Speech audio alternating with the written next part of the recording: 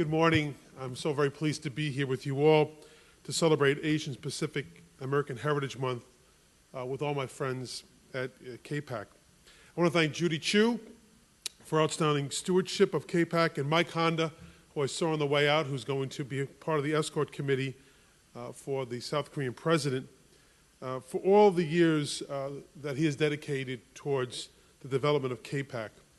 And I'm so proud to be joined in Congress by my good friend for many years, but now a member of the House of Representatives from New York, Grace Meng, Congresswoman Grace Meng from Queens. Please put your hands together for Grace. I also want to recognize today's very special guest, Jose Antonio Vargas, who has been such a tremendous leader in the fight for immigration reform and has set an example for so many of us to follow in his footsteps. The nature of the Asia Pacific American Heritage Month is that it allows us to look back on how far we've come and where we have yet to go. And a big part of looking ahead is ensuring that future leaders and groundbreakers can come to our country.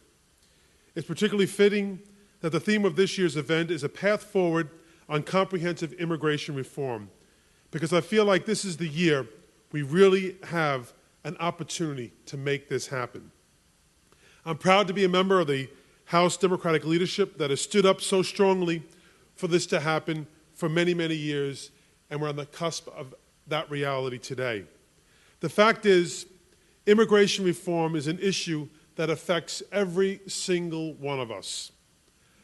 I represent what I believe to be, and Grace and I probably have a little bit of a squabble over this, of what is the most diverse congressional districts in the country.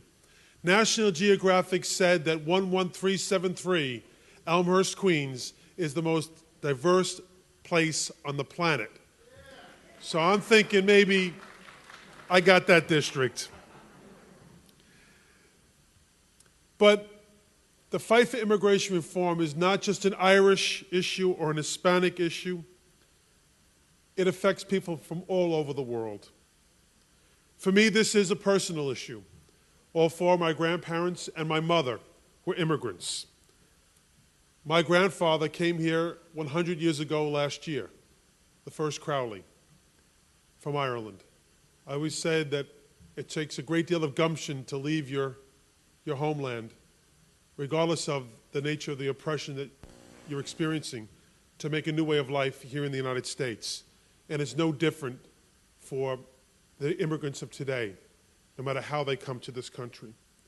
They're the best, the brightest, and I say the bravest. It's not easy to be an immigrant. It wasn't easy for my family, and I dare say it's more difficult today. A lot of immigrants are looking for a better way of life for themselves and for their families. But a lot are also trying to escape persecution, poverty, and threats, immediate threats to their families. It is their strength, their fortitude, and their perseverance that is part of what makes our country the great country it is today. And I know their stories aren't so different from those of all of us here today. My goal with the comprehensive immigration reform package is to continue our proud immigrant tradition and to honor it with an immigration system that works for all of us. That means having a workable process for people to gain legal status, improving the options for people to come here legally, and particularly making it easier for families to be reunited and together. I know we all share the same mission, to ensure the strongest bill possible passes Congress and becomes law. That's my mission, that's our goal as a Democratic Caucus, and I know it's yours as well. So thank you for today's event.